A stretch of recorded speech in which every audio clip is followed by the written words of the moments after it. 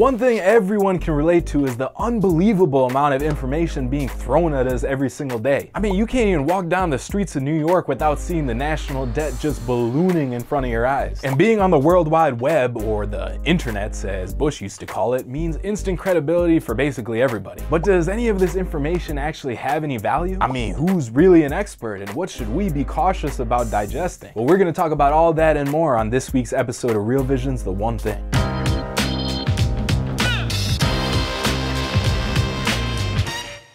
What's going on, investors? AK here. Today we're gonna look at how you can drown out the noise in the markets. Like everything else in the modern world, if we don't take control of the access we have to something, well then it's gonna take control of us. So let's take a look at which information in the finance world is actually useful and which information is just noise. Here's the thing, humans, we're eusocial animals, which means our brains are designed to respond to communication from other humans. But you don't gotta take my word for it. Ben Hunt, the author of the Epsilon Theory, sat down with Grant Williams last July to discuss this concept. What does being eusocial mean? Well, you know, there are four components to the technical definition, right? And it involves how we raise our young, you know, different generations. There's jobs, but what it comes down to at the end is that what eusocial species share is that they swim in an ocean of intraspecies communication.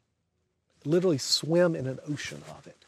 So in that beehive that we'll see, or an ant colony, or a termite mound, each individual animal their nervous system is attuned principally to the chemical communications that exist between these species, the pheromones and the like. And they are hardwired, and it's been developed, you know, evolutionary for tens of millions of years. They are hardwired to respond to the communication sent via chemicals. Well, human beings, we are sensitive to some pheromones, but we got these big old brains. The ocean of communication we swim in is our words, right? And there are patterns of words, there's a grammar to words, there's a language around words, a vocabulary around words. We can no more resist it than an ant can resist the pheromone of a queen. Right? Now, we have self-will, we have self-control, so I'm not saying it's that.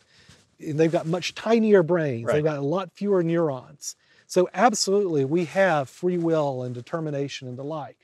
But we are evolved biologically, and we are trained socially to respond in highly predictable ways to the use of words and clumps of words and stories.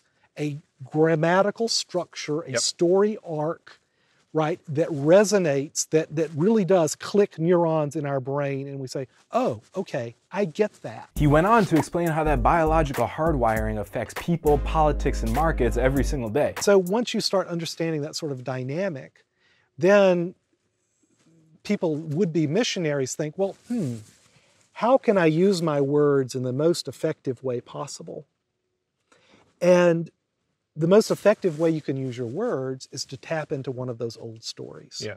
To tap into one of those grammatical structures that we're going to respond to. Well, and we can leap ahead, right? We know where the story's going. We so know we can where the story is going. Yeah, right. Right. And so that's what politicians have known this for thousands of years, right? Ad guys know this, you know, a good trader, you know, someone who's being the middleman between, creates a story, right, around their wares. So this is not new. There's nothing new about this. What is new? Two things. One, central bankers finally figured this out. Right. And have, you know, that's why we have, you can't, every day you trip over yourself finding another Fed governor giving a speech or the like. It's a very conscious policy, and it's absolutely part of this. That's where narrative comes from. It really is hardwired in us. We are trained to respond to this stuff. It makes us very successful. I wouldn't take it away for the world, right? Because just like the ant and the bee and the termite, our ability to communicate and our puppet strings, because of the communication, is how we and why we build cathedrals and go to the moon and do all the great stuff that we do as a crowd. But it's also responsible for some of the most terrible stuff we do And it's also responsible for the way in which our individuality, our small l liberal virtues are, not to put too fine a point on it, crushed. Now we're here so that your big I investments don't get crushed. But how the hell am I supposed to do that if I'm hardwired to react to noise? But you can't insulate yourself. And I think the most important way to do this, and this is something everyone can do, is not to read more or read less, read differently. Yeah. Read differently. And what I try to do whenever I read an article in the journal or I'm listening to a CNBC, ask yourself, why? Yeah. Why now? Right? Because it's so rare that it's actually a breaking piece of news.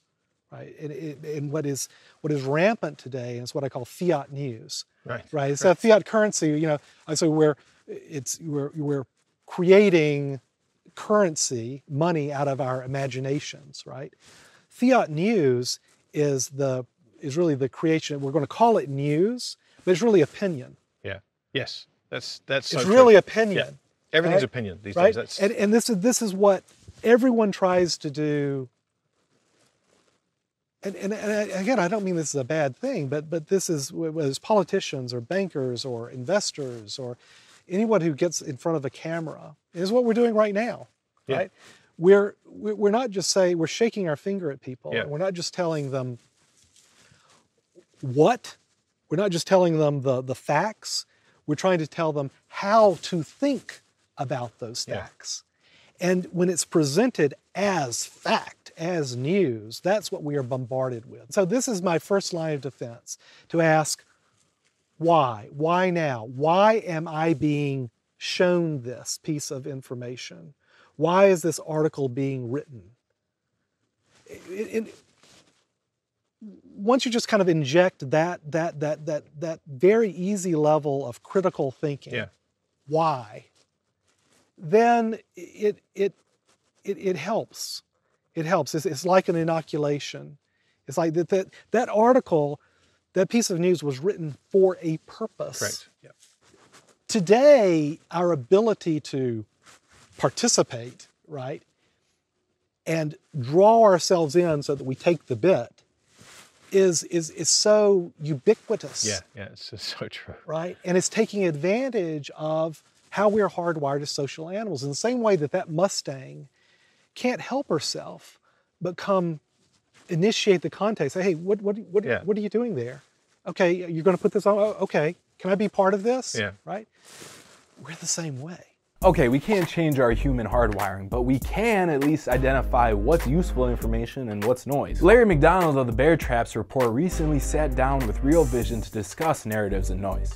The negative narrative, because of this media disruption, I think is profoundly expanded, more so than it ever existed 5, 10, 15 years ago. So what happens is the capitulation process in this vicious bear market can be so severe, and the exiting, and then sure enough, lo and behold, these produces a fantastic bull market. Okay, so the first step goes back to our previous episode. You gotta establish your own process. That'll make sure that you're much less swayed by the noise and the perma bulls and bears. Step number 2 is let your process be math or fact-based. As Jay-Z said, women lie, men lie, numbers don't. 3, you can create your own market narrative based off your own process and system. And 4, you could actually use the noise to trade. Remove yourself from the game and view it from up above. From there, you'll see patterns and headlines and price action that don't match up with the narrative, which can really be some of the most useful information there is. And if you want a little help doing all of that, then make sure you subscribe to Real Vision. I'll talk to you in the next episode.